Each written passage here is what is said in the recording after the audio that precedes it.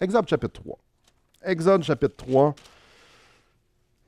Il y a quelques années, et mes enfants vont s'en souvenir très bien, il y a quelques années, on avait des fêtes de Noël, des Ouellettes. Puis vous autres, vous dites fête de Noël, certaines personnes ont des grosses familles. Nous, une fête de Noël, des Ouellettes, on parle au moins 100 personnes qui se présentent. J'ai une grosse famille.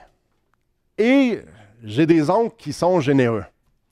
Et je me souviens, mes enfants vont s'en souvenir, il y avait une salle avec une longue, longue table.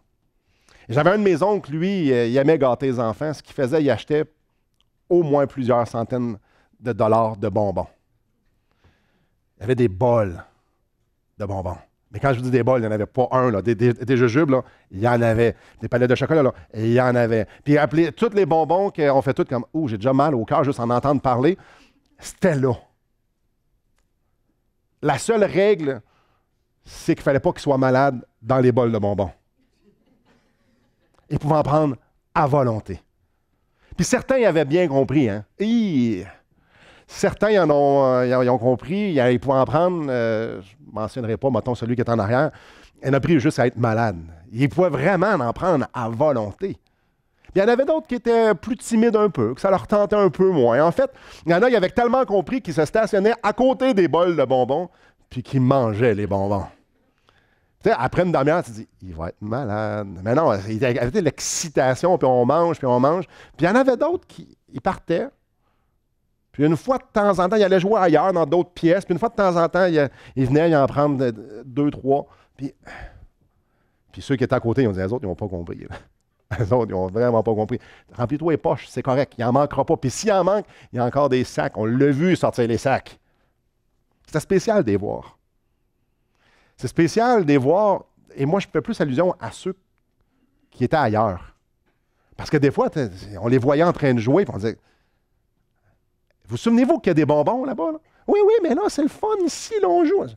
OK, c'est correct, mais vous pouvez y aller, là. Oh, oui, on le sait, mais on est occupé ici, là, c'est le fun. OK.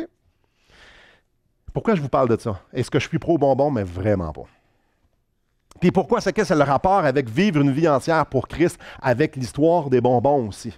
Mais j'ai l'impression que cette histoire-là illustre bien le cœur de beaucoup de chrétiens ou la vie de beaucoup de chrétiens aujourd'hui. Souvent, on va oublier les trésors auxquels nous avons accès. Les richesses d'une profonde relation avec le Seigneur, d'une profonde marche, d'une profonde connexion avec notre Sauveur, qu'on oublie qu'on a accès à un royaume exceptionnel parce qu'on est occupé à jouer avec nos petites bebelles. Puis qu'on oublie qu'il y a des plats de bénédiction, des plats de promesses, des plats de Jésus-Christ qu'on pourrait stationner à côté puis juste en manger toute la soirée. Des fois, on oublie parce qu'on est occupé. Clairement. Le dimanche matin, on va aller passer devant le bol. Timidement, on va prendre un petit. Certains d'entre nous, timidement, on va prendre la parole de Dieu une demi-heure, 1 heure, ou 10 minutes, ou 3 minutes, ou un pain quotidien. On va grignoter des bonbons une fois de temps en temps. Quand même, il faut survivre. Ça prend des bonbons pour survivre. On le sait que ça prend, qu'il faut aller se nourrir. Donc, mais dès qu'on peut, on va retourner dans nos petites affaires. Puis, parfois même, on va se rappeler comment que les bonbons de l'année passée étaient bons. En oubliant que les bols sont encore là. Puis qu'on peut encore aller se nourrir. C'est quoi vivre une vie entière pour Jésus-Christ? Et ça fait plusieurs semaines, mois, depuis cet été que j'ai à cœur ce thème-là pour ce mois de novembre. Ça fait depuis cet été, je me dis, l'année passée, on avait vu les prières de Jésus. Puis là, cette année, on fait quoi? Seigneur, j'aimerais ça qu'il y ait un temps dans l'histoire de l'Église, un temps où, dans ma vie ou dans l'ensemble d'une communautaire, que tu puisses venir nous visiter, puis qu'il y ait un avant, puis qu'il y ait un après. J'aimerais ça que tu puisses venir nous visiter pour qu'on puisse ensemble réaliser des choses, puis ensemble décider de courir dans la même direction. Et le Seigneur m'a dirigé dans les lectures. On a couvert le livre Crazy Love, qui pour moi m'a vraiment beaucoup touché il y a quelques années. Et c'était ça, vivre intensément pour Jésus-Christ. Vivre radicalement. Et je ne suis pas en train de dire d'être des radicaux, mais de vivre d'une façon radicale pour Jésus. Et ce matin, j'aimerais ça qu'on puisse regarder une histoire qui révèle ça. C'est quoi vivre entièrement pour Dieu? C'est quoi vivre entièrement pour Jésus-Christ? Ça va nous illustrer, je l'espère, peut-être un côté sombre et je l'espère, un côté qui va nous motiver à y aller. Donc, on est dans Exode. Exode, l'histoire d'Israël, on parle d'Israël, puis on se remet un peu en question, alors qu'on est dans Exode, ça fait 400 ans que le peuple d'Israël vit dans la misère. Ils sont en Égypte, sont esclaves en Égypte, ça va pas bien en Égypte. Les Égyptiens ambitionnent beaucoup. Beaucoup. 400 ans de dur labeur. Le joug que les Égyptiens faisaient vivre au peuple d'Israël était sévère, c'était très difficile. Et quand le peuple avait ce joug-là tout au long de son histoire, qu'est-ce qu'ils ont fait? Ils se sont revirés et ils ont dit, Dieu, viens à notre aide, on a besoin de toi, on a besoin que tu viennes nous délivrer. Ils crient à Dieu, viens nous sauver. On est dans le schnout, ça n'a pas d'allure, ils sont durs avec nous autres. Nos enfants meurent, on est comme dans une terre desséchée. On a besoin que tu interviennes. Et Dieu dit, c'est un bon Dieu. Dieu dit, ben oui, je vais te sauver. Ben oui, c'est sûr. Tu veux que je vienne te sauver? Ben oui, je vais le faire. Mais je vais faire plus que ça. Je vais vous emmener dans un pays où coule le lait et le miel. Je vais t'emmener dans une terre promise. Je te promets un coin de pays où vous allez être en paix, où vous allez pouvoir venir m'adorer, où est-ce qu'il va y avoir une proximité. Je vais habiter parmi vous. Vous allez être mon peuple. Je vais être votre Dieu. Ça va être intense. Vous allez voir, c'est une terre de richesse, de prospérité matérielle. Et je vous promets que vous allez avoir une prospérité spirituelle ici. Vous voulez, je vous délivre. Venez-vous-en, on s'en va sur la terre promise. Exode chapitre 3, verset 7. L'Éternel dit, j'ai vu la souffrance de mon peuple qui est en Égypte, et j'ai entendu les cris qui lui font pousser ses oppresseurs, que je connais ses douleurs. Voyez-vous la proximité de Dieu? Je vous sens, là, je comprends ce que vous entendrez dire. Je suis descendu pour le délivrer de la main des Égyptiens et pour le faire monter de ce pays dans un bon et vaste pays, dans un pays où coule le lait et le miel, dans les lieux qu'habitent les Cananéens, les Hétiens, les Amoréens, les Phérésiens, les Éviens, les Jébusiens. Voici les cris d'Israël sont venus jusqu'à moi et j'ai vu l'oppression que leur font souffrir les Égyptiens. Wow!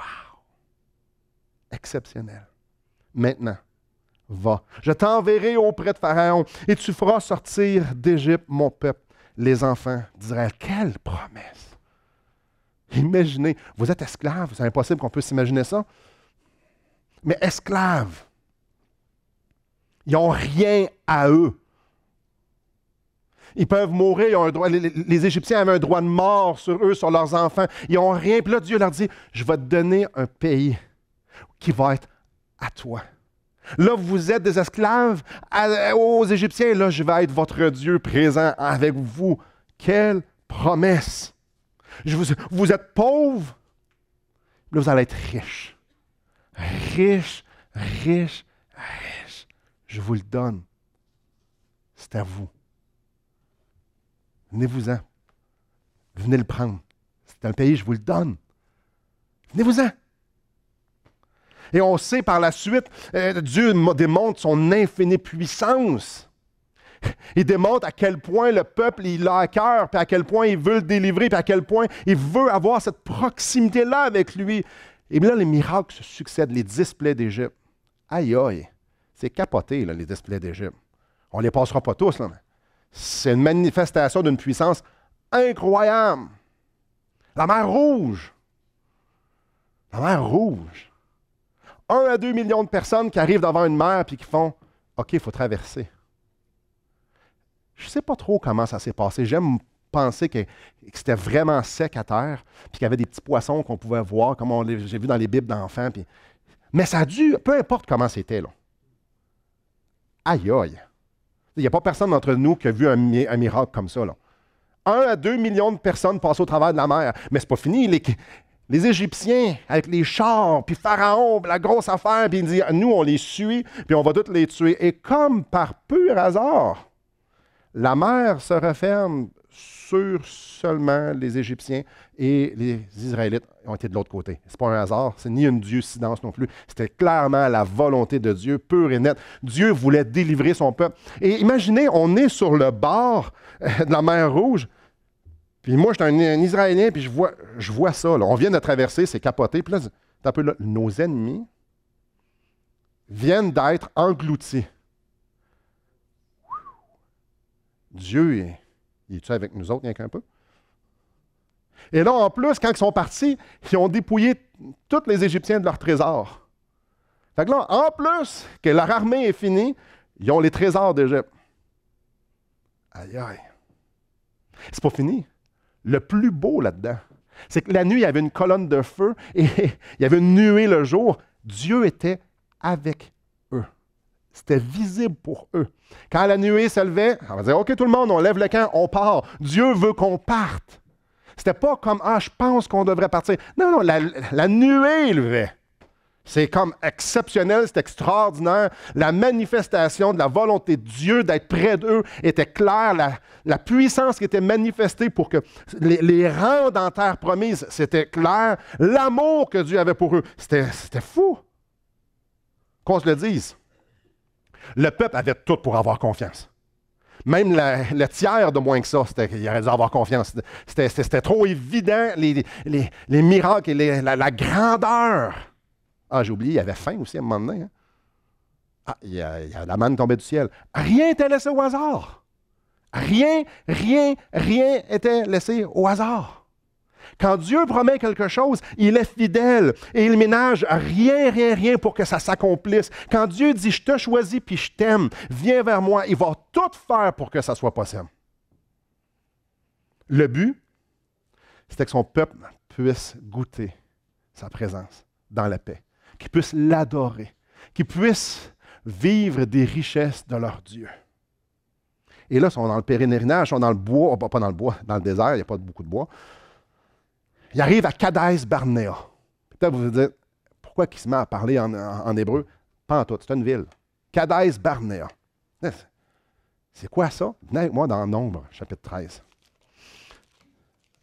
Et ça, c'est, pour moi, là, c'est une des histoires les plus pathétiques qu'il n'y a pas dans la Bible. Et plus que je l'étudie, plus je la trouve pathétique. Et plus que je trouve que mon cœur ressemble à ces gens-là. Donc, Kadès Barnéa. Le peuple est là. Ils ont tous les miracles en arrière d'eux autres. La colonne est là devant eux pour leur rappeler que Dieu est parmi eux. Au verset 1, l'Éternel parle à Moïse et dit « Envoie des hommes pour explorer le pays de Canaan que je donne aux enfants d'Israël. Tu enverras un homme de chacune des tribus de leur père. Tous seront des principaux d'entre eux. » Wow! Moïse, tu vas choisir 12 gars, 12 hommes qui vont aller espionner le pays que je vous donne. Quand on prend une pause un instant, là, Dieu, il est-tu au courant, lui, ce qui se passe en Canaan? Est-ce qu'il sait ce qui se passe dans la terre promise? Est-ce que lui, Dieu est pleinement conscient qu'il y a Jéricho juste à côté, puis qu'il y a toutes les grosses armées, puis qu'il y a les géants, puis les enfants d'Anak, des géants? Est-ce qu'il sait ça, Dieu? Clairement qu'il sait, c'est Dieu. Est-ce qu'il sait à quel point les peuples en Canaan sont puissants? Franchement, c'est sûr qu'il le sait. Pourquoi qu'il envoie des espions? C'était-tu pour lui? Clairement pas. Là. Lui, il n'a pas besoin d'espions. La Bible nous dit qu'il remplit la terre et les cieux. Il est là, il le voit. Là. Il savait tout ça. Pourquoi qu'il envoie des espions? Souvent, on se fait des accroires dans la vie. Souvent, quand on se regarde dans le miroir, puis j'en parle souvent, on se voit beaucoup plus beau que ce qu'on est. Et le peuple d'Israël était là. Et Dieu leur donne un miroir, puis il dit, je vais vous non seulement te donner un miroir, je vais te montrer réellement à quoi tu ressembles. Envoie 12 espions, puis je vais te montrer c'est quoi qu'il y a dans ton cœur, Israël. Je vais te montrer que vous me suivez, là, mais vous ne me suivez pas vraiment. Parce que Israël suivait la colonne. Mais là, il leur fait prendre un petit tournant. Là, vous allez aller espionner. Je vais vous montrer, dans le fond, vous me suivez pas avec un cœur entier. Fait qu'eux autres s'en vont là. La promesse est là. On s'en va en terre promise. Je peux juste imaginer, OK, les gars, ça va être tout un beau voyage, une belle aventure. Et là, on voit dans cette histoire-là que les 12 espions parcourent la ville, pas la ville, le pays, puis ils voient, hey, c'est vraiment vrai que les raisins sont gros? Les grappes de raisins, il fallait qu'ils prennent un bâton qui te transporte à 2. Imaginez-vous, c'était-tu gros de même, je ne sais pas, mais c'était des gros raisins. Ils ont dit, c'est vrai. Ce que Moïse nous a dit, hey, Dieu nous promet une place. Wow, tu as vu ça? Je peux juste imaginer de voir les champs, de voir les fleurs, de voir tout ce qu'il y avait là. Ce que Dieu nous promet, ça va vraiment arriver. Ça va être extraordinaire. Venez voir le verset 27. Voici ce qu'ils racontèrent à Moïse quand ils sont revenus. Nous sommes allés dans le pays où tu nous as envoyés à la vérité. Donc c'est vrai, là. C'est un pays où coule le lait et le miel, et en voici les fruits. Et ils ont ramené des fruits, on dit, c'est que ça tout le monde? C'est que ça? Vous voyez la grosseur des raisins? On est loin de l'Égypte ici, là. Hey, regardez ça! Hey, c'est la terre promise. C'est vraiment la vérité. Quand ils disent la vérité, Dieu a dit vrai, là. Ce que Dieu nous a promis, on est allé le voir, puis c'est vrai. Mais, si on avance, ça va être dur. Si on avance, là, tout le monde, là, ça va être impossible. Non, on ne peut pas y aller. Dieu a dit vrai, mais on ne peut pas y aller, verset 28. Alors, voici les fruits, mais le peuple qui habite ce pays est puissant. Les villes sont fortifiées, très grandes. Nous y avons vu des enfants d'Anak, des géants. On ne peut pas y aller, tout le monde. En retournant dans le désert, on va se contenter du désert. Dans le désert, finalement, on n'est vraiment pas si pire. Hey, si vous y avez vu les gars là-bas, les armées, les villes fortifiées. Non. Retournons au désert, encore mieux. Retournons en Égypte. Parce qu'en Égypte, c'était pas si pire quand on y pense. Quand on regarde l'Égypte, on regarde le désert, puis on regarde la terre promise. Clairement, contentons-nous d'un petit peu. Retournons dans le désert. On prendra... On ne prend pas la possession de la terre promise. OK, on a goûté au miracle, on a goûté à la providence de Dieu, des affaires extraordinaires. On a goûté sa présence, on goûte, il est là. Et là, la nuée. Ah, on voit ses bienfaits tout partout. Mais on a même vu les promesses de loin. La preuve, il y a des gros raisins ici, mais... Écoutez, tout le monde, si on va là, on va sortir de notre zone de confort, puis il n'y a pas question qu'on fasse ça. On ne peut pas. Il y a une zone de confort. Écoute, on est bien là quand même. Il n'y a personne qui nous attaque vraiment. On est bien là. C'est bon du pain, de la manne. C'est génial. Non, mais c'est un peu ça les implications ici, là. Si on ne va pas en terre promise, on fait quoi? On retourne être contenté, satisfait du petit peu qu'on a. Dieu leur rouvre la terre promise. Un monde extraordinaire devant un pays. Ils disent non. Non, juste le désert, ça crée. Je peux juste m'imaginer Dieu qui dit je ne vous ai rien donné encore. Là. Tout ça, là, tous mes miracles, ma proximité, tout ça, c'est passé rien que le début. Arrête. Vous ne voulez pas? Hein? Quoi? Vous voyez, ce que je vous ai promis, vous l'avez vu, c'est vrai. Puis là, je vous ai montré que je serai avec vous, puis vous ne voulez pas le prendre? Quoi? Vous me dites que vous voulez rester dans le désert. Vous voulez retourner en Égypte. Hein? Ce que je vous ai montré, là, c'est juste l'introduction. C'est la terre promise de l'autre côté.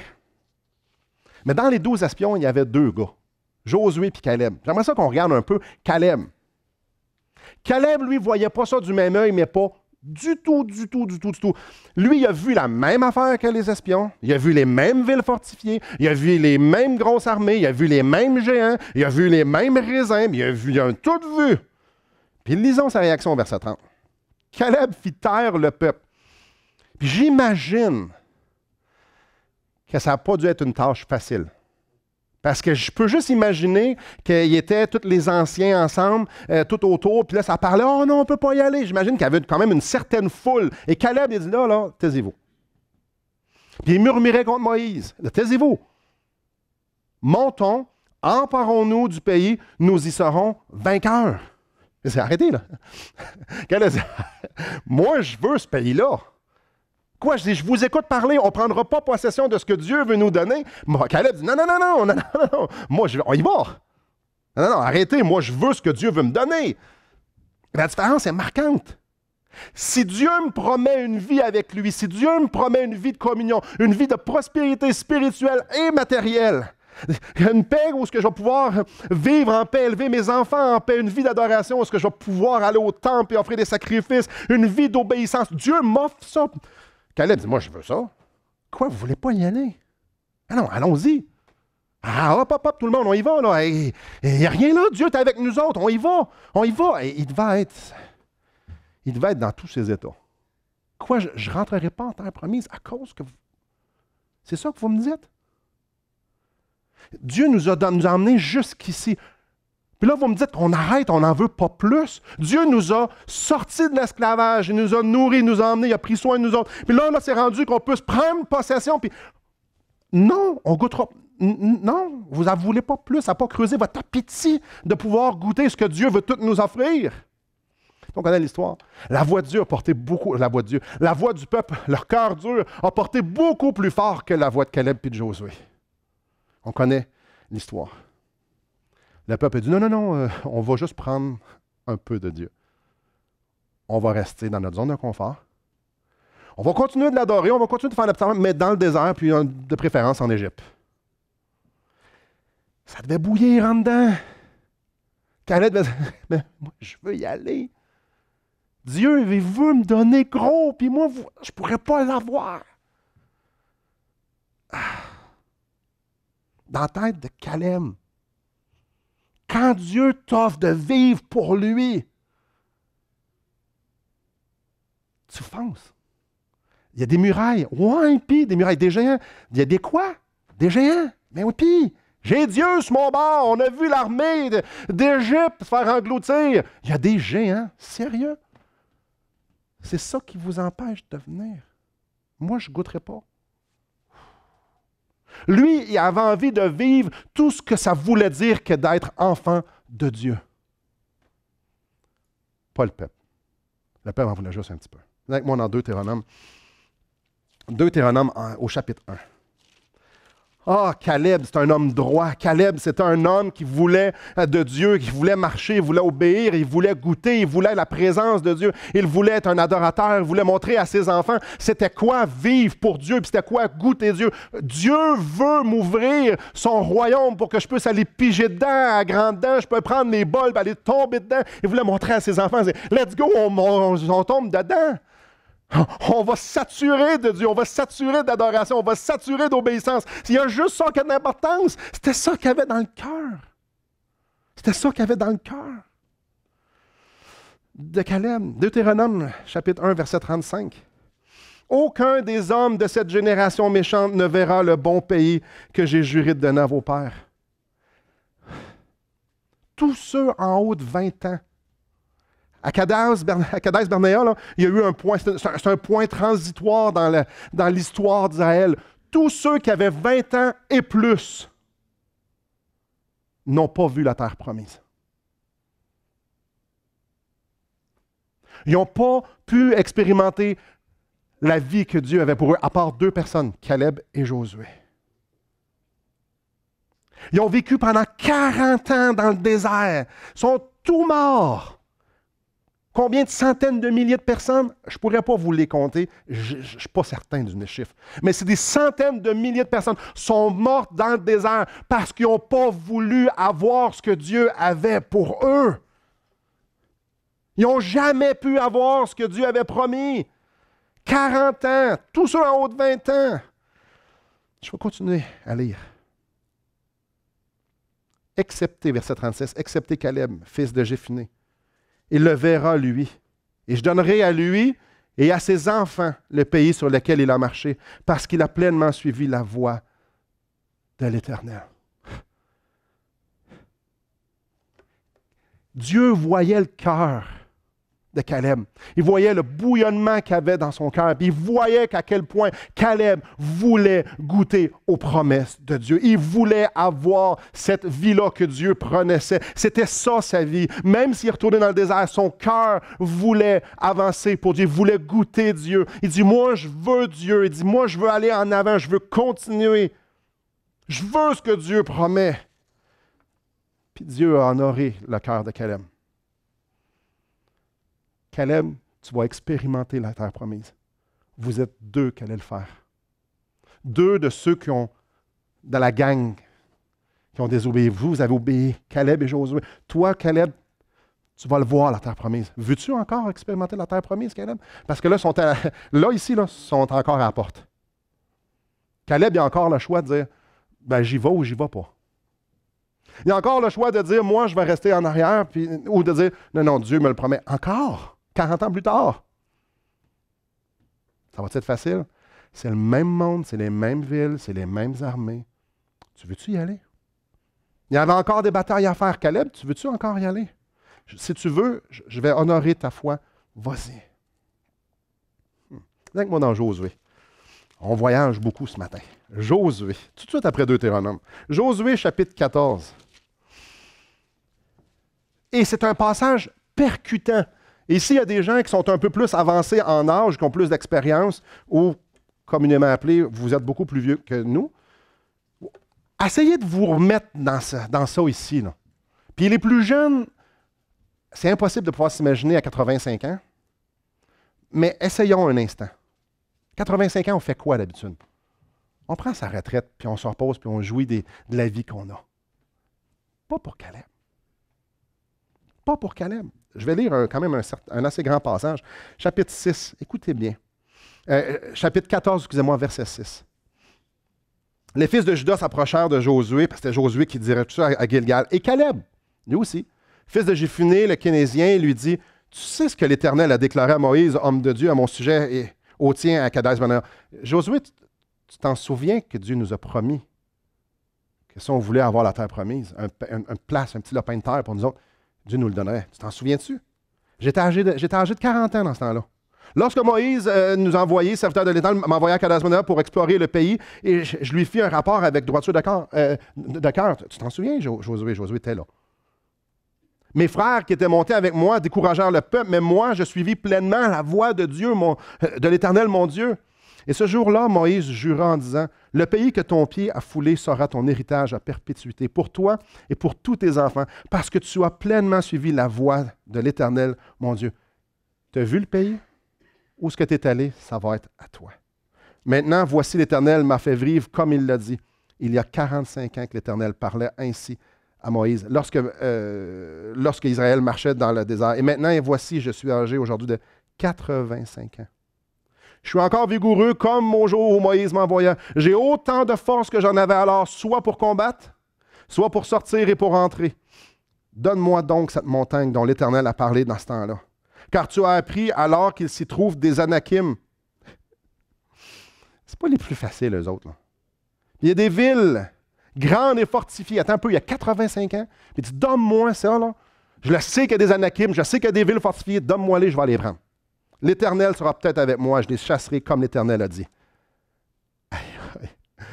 Josué bénit Caleb, fils de Jéphuné, il lui donna Hébron. Hébron, si vous connaissez un peu l'histoire, Hébron, c'est toute qu'une place. Pour héritage. C'est ainsi que Caleb, fils de Jéphuné, le Kénésien, a eu jusqu'à ce jour Hébron pour héritage. 85 ans. Il reste encore des armées à abattre, puis il reste encore des villes fortifiées. Lui, il n'a pas perdu l'idée en tête.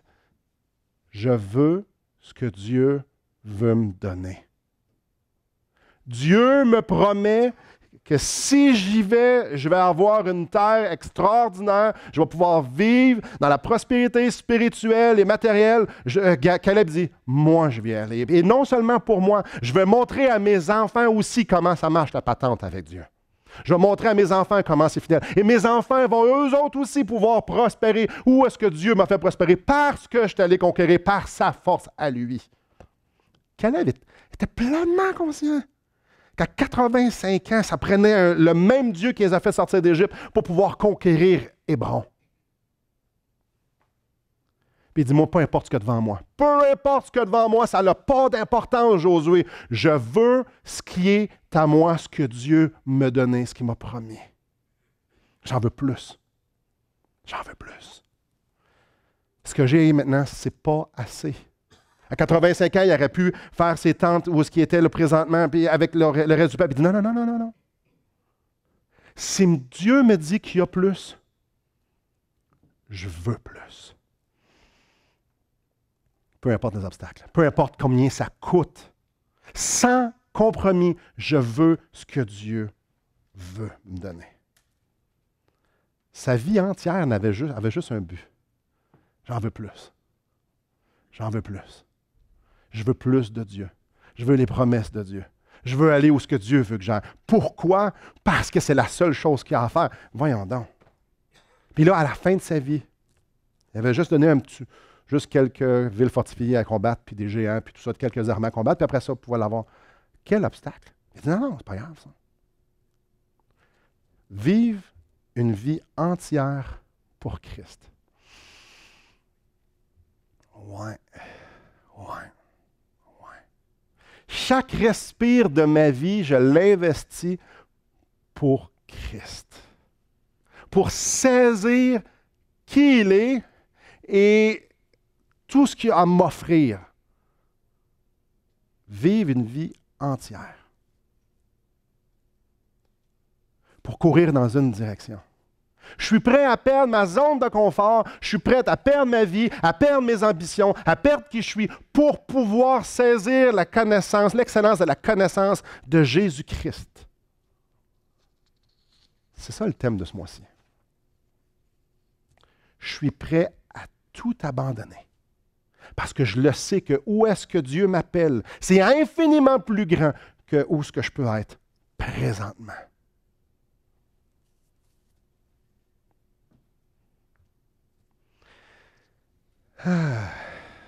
On vit tout ça? Est-ce que moi je vis ça?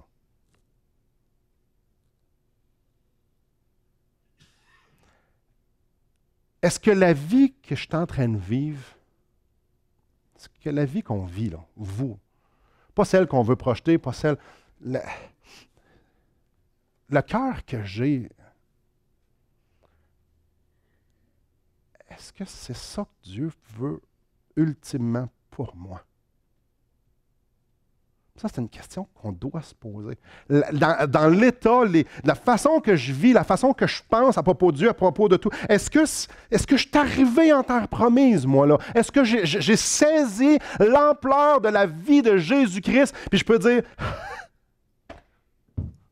yes! Comme Caleb. Comme Caleb, quand il a vaincu, puis il a eu Hébron, bien fait, là, mes enfants, on est arrivés. J'ai goûté. Parce qu'il y a un moment donné, il a goûté, il les a combattus, ces villes fortifiées. Il a réellement pu goûter à ce que Dieu avait donné. Est-ce que même, moi, regardez votre vie, regardez comment ça se passe. Et quand vous m'avez souvent entendu parler, peut-être pas souvent, mais j'y pense souvent. Pourquoi du monde qu'on voit des choses extraordinaires, grandioses au travers d'eux, pourquoi on n'en connaît pas beaucoup? C'est exceptionnel, ça. J'étais assis, je me souviens, j'étais au camp, puis je priais cet été, au mois de juillet. Qui que j'invite? Qui j'invite pour qu'on puisse voir la magnitude de l'Évangile en action dans sa vie? Qui j'invite? Fait que là, je me prends une grosse pile de feuilles, je dis, il va en avoir des noms, je prends mon crayon. Puis je dis, qui est-ce qui m'inspire à courir pour Christ puis faire des choses extraordinaires? Ah, il n'y en a pas tant que ça. Attends un peu, là. Ma feuille n'était pas remplie. Mais là, je vais aller demander au monde alentour de moi. Vous autres, là, si je vous dis là, un nom, donnez-moi un nom des gens qui vous inspirent, là, des gens qui vous regardez sa vie et vous dites, waouh, il y a Jésus-Christ partout, ça a écrit Jésus partout. Dites-moi donc, avez-vous des noms? La réaction de tout le monde, savez-vous, c'est quoi? Attends un peu, là. De par son caractère, de par son humilité, de par sa soumission. Je n'ai pas dit devant les accomplissements. Nommez-moi des gens. Là. Pourquoi c'est si dur à trouver? Puis tu ne peux pas finir par dire, tu regardes dans le miroir et dire, tu serais-tu sur la liste, toi, le grand? Non. Ah, OK. J'ai l'impression qu'on se contente de peu. C'est moi, ça. J'ai l'impression que la raison pourquoi qu'il y a si peu de géants parmi nous, des hommes, des femmes, des jeunes, qui font des choses extraordinaires par la puissance de l'Évangile, c'est parce qu'on se contente de peu. On se contente d'un petit culte personnel quotidien. On se contente d'une église où est-ce qu'il y a un bon message, puis il y a des bons services, puis c'est correct. On se contente de peu. Je me contente de mes plaisirs aujourd'hui. Je me contente de ma zone de confort parce que j'ai l'impression que le désert dans lequel je suis, ben c'est vraiment pas si pire. Ça vaut pas la peine de laisser mon désert pour pouvoir aller saisir ce que Dieu veut puis de vivre une vie extraordinaire. C'est la question que je suis en train de me poser dans ma réflexion au fil des semaines, des mois, cette semaine. Je me dis, et où la passion? Et où la passion de Caleb, la passion de plusieurs autres grands en avant? Et où la passion de l'abandon? Je vais abandonner les choses que j'aime pour pouvoir saisir Christ. Et où la lutte avec te dire, oh, mais j'ai de la misère, je lutte contre le péché, je lutte contre ma volonté, je lutte contre ma discipline. Et où des réels combats spirituels? Où est-ce qu'on voit des gens sortir du lot parce qu'il y a une totale abnégation, puis ils sont prêts à offrir leur vie en sacrifice pour les autres? C'est où qu'on voit des gens, nommez-moi-en, pas tout de suite, où est-ce qu'ils sont prêts à sortir de leur zone de confort, puis de vivre pour les autres, de vivre pour Jésus-Christ, pour que Jésus-Christ puisse être magnifié dans leur vie. Et où la passion de vouloir plus, de vouloir Jésus-Christ plus? De vouloir voir la puissance, pas plus à vouloir la voir, mais la passion où est-ce qu'on va se mettre à la place, où est-ce que la puissance du Saint-Esprit va agir en nous, où est-ce qu'on va sortir par la foi et commencer à faire des choses extraordinaires pour que l'Esprit Saint puisse justement magnifier le nom de Jésus-Christ. Il y en a-tu beaucoup? Cette idée-là de dire, moi, je veux plus de révélations. Seigneur, je veux pas juste lire ta parole, je veux des pépites d'or, je veux te rencontrer, je veux réellement que tu parles à mon cœur. Il y en a-tu beaucoup? Cette passion-là de vouloir passer du temps intense avec notre Sauveur. La volonté de vouloir tout abandonner. Cette idée-là que si Seigneur Jésus-Christ parle à mon cœur, ça va être correct. Peu importe ce que vous êtes en train de vivre. Cette idée-là que si je fais juste croiser le regard de Jésus-Christ qu'on a lu dans Apocalypse 1 avant de commencer, le regard de feu, que peu importe ma circonstance, ça va être correct, que le bruit des grandes eaux, s'il fait juste me parler, peu importe ce que je suis en train de vivre, ça va être suffisant. Frères et sœurs, j'ai l'impression qu'on est vraiment trop occupés. Là. Vraiment trop occupés. Là. Je suis vraiment trop occupé dans ma vie pour prendre le temps et de mettre les efforts et d'investir ma vie pour que je puisse être à la place où que je vais pouvoir vivre une vie entière pour le Seigneur Jésus-Christ. J'ai besoin de repos. J'ai besoin de repos. J'ai besoin de divertissement. J'ai besoin que les gens m'acceptent. Donc, j'ai besoin de faire des choses et d'être à des places pour que les gens puissent m'accepter, que je puisse être reconnu. J'ai besoin de confort. J'ai besoin de confort. Hey, j'ai besoin de confort. J'ai besoin de temps pour moi. Tu comprends pas, là, Simon? Vous comprenez pas, tout le monde, là?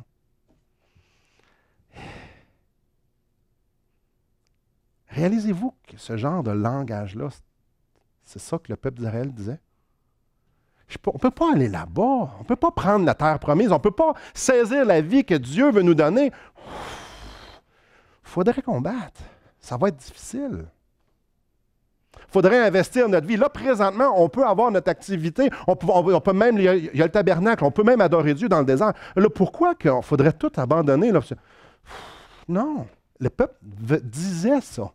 Pensait ça. Il se contentait de peu.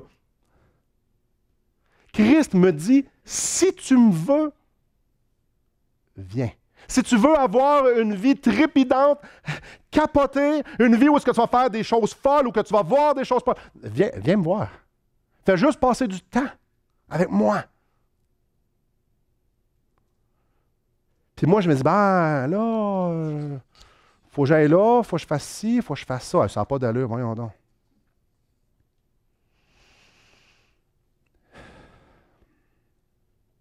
C'est tellement facile à être distrait. Puis s'amuser à notre petit travail, à nos petits divertissements. Et se mettre des choses dans notre vie qui nous éloignent. On se met nous autres mêmes des obstacles qui nous empêchent de pouvoir saisir Christ. Nous-mêmes, on se met des patterns de pensée, d'activité et de loisirs et de ce que vous voulez qui nous empêchent de pouvoir s'investir davantage. On est en train de se bâtir nous-mêmes une muraille, puis qu'on est en dedans, puis on dit « Ben, je suis correct ici. Je suis tellement habitué de jouer que j'oublie que ce n'est pas fini de conquérir, peu importe l'âge que vous avez, ça fait 800 ans que vous êtes sauvé ou non, c'est pas fini. On n'a pas conquéri encore tout ce que Dieu voulait nous donner. Il n'y a pas personne qui peut dire « Moi, je l'ai saisi. » Paul disait « Je cours pour le saisir. » Paul était quand même pas pire comme chrétien. Là. Il n'avait pas saisi, lui, encore. Je veux plus de Jésus. Personne d'entre nous qui est à la place de dire, là, j'ai assez sacrifié. Quoi? Il n'y a personne qui a encore des trous dans les mains. Christ s'est sacrifié, bien dit, suivez-moi. On a eu deux écoles dimanche dans les 2 dernières semaines sur les persécutions.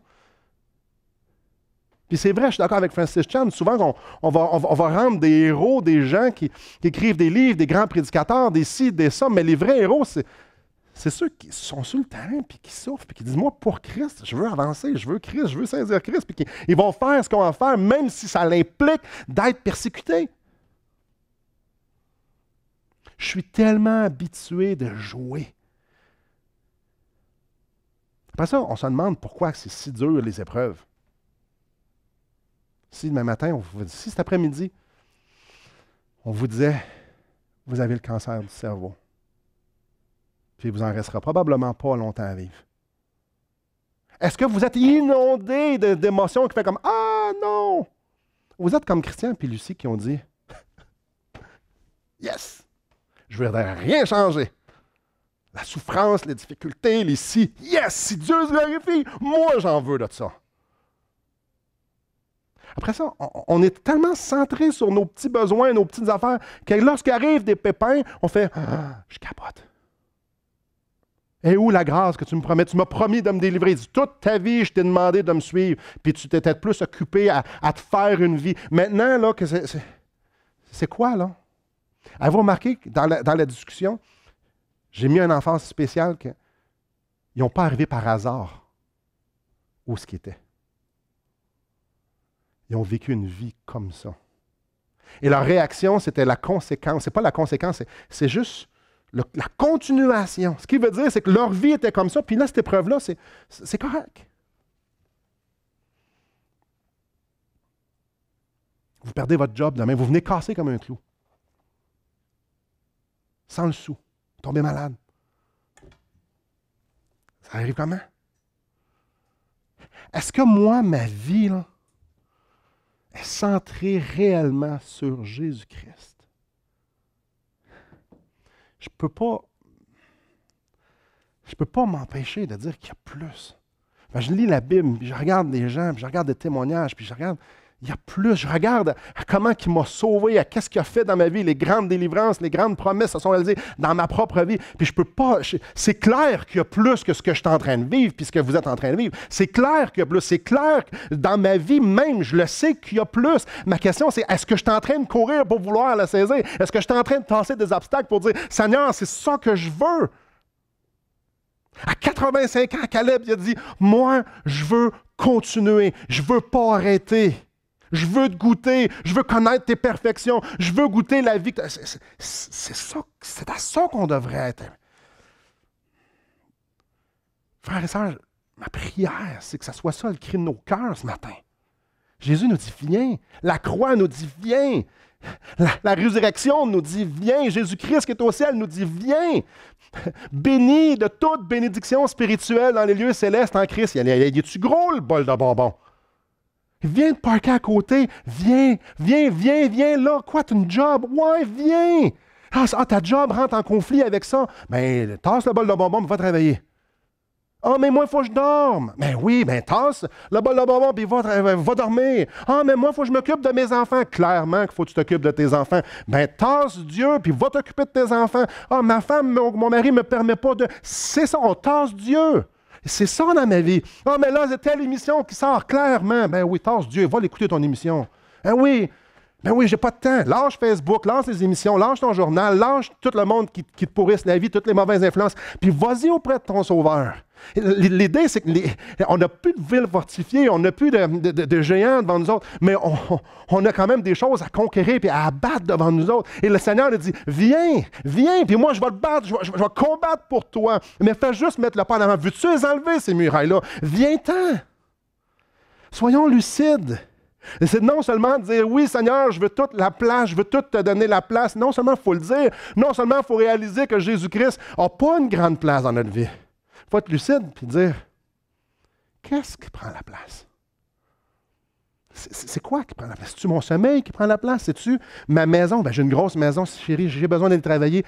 Donc, je ne lirai pas ma Bible cette semaine, puis ce mois-ci, puis les 25 prochaines années, parce que je dois payer la grosse maison. C'est tout ça qui prend la place de Jésus. C'est-tu mon conjoint? C'est-tu mon travail? C'est-tu l'école? C'est-tu les médias? Il faut être capable. C'est-tu l'amertume? Parce que moi, il y a tellement d'amertume dans mon cœur que je ne suis pas capable de me concentrer sur Jésus. J'aime nourrir ma misère du passé, puisque le monde m'a fait vivre, même si c'est vrai. C'est ça que je veux nourrir mon âme. C'est quoi les obstacles que vous avez, que moi j'ai? On n'a pas les mêmes. Il y en a qui c'est critiqué. Il faut que tout le monde pense comme moi. C'est quoi les obstacles? Qu'est-ce qui prend la place de Christ dans ta vie? Et ma prière, vous allez voir avec vous ce matin,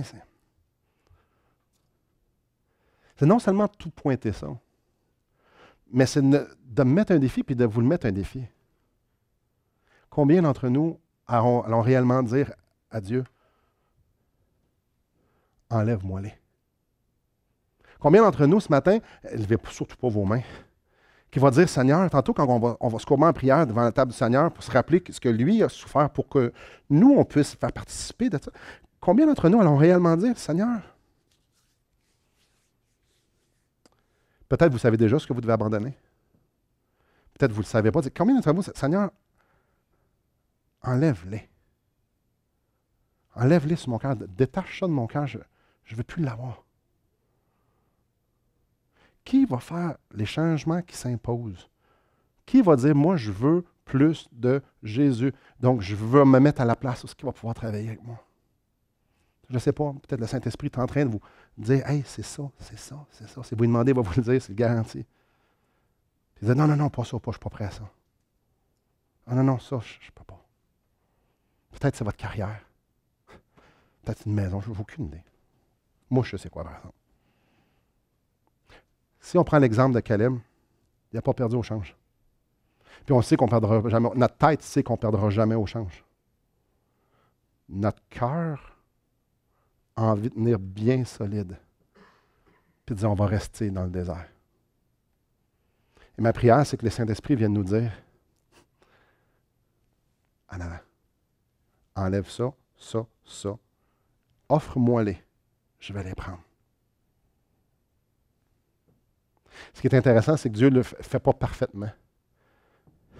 Pas le faire. Nous ne sommes pas parfaits, il ne nous demande pas la perfection, c'est ça que je veux dire. Mais il nous demande d'être lucide devant lui et devant nous. Puis de dire, je te le donne parce que je veux t'avoir, toi. Je regarde la table du Seigneur. Puis la table du Seigneur, elle est instituée pour qu'on se rappelle. Qu'on se rappelle encore et encore et encore et encore. Que lui, il n'a pas hésité une seconde à venir. Lui, il nous regardait dans ses mains. C'est une illustration ici. Parce que tantôt, vous allez avoir la coupe et le pain. Lui nous regardait dans ses mains. Puis il dit, moi, je vais mourir pour lui. Moi, je vais me sacrifier pour qu'on soit en relation. Moi, je vais sortir de ma zone. Moi, en fait, je vais faire les choses les plus extraordinairement douloureuses pour que Simon. Puis tantôt, je vais l'avoir dans mes mains, vous allez l'avoir dans vos mains. Puis réfléchissons à ça. Réfléchissons à ça. Quelle place qu'il y a? C'est quoi les obstacles? C'est quoi les raisons que je me donne? Seigneur, c'est quoi ça? Puis peut-être que vous n'aurez pas votre réponse ce matin. Seigneur, c'est sûr qu'il y a plus qu'à ce que je vis. Puis, il doit y avoir des patterns dans ma tête qui ont besoin d'être chamboulés. Montre-moi-les, puis change-les.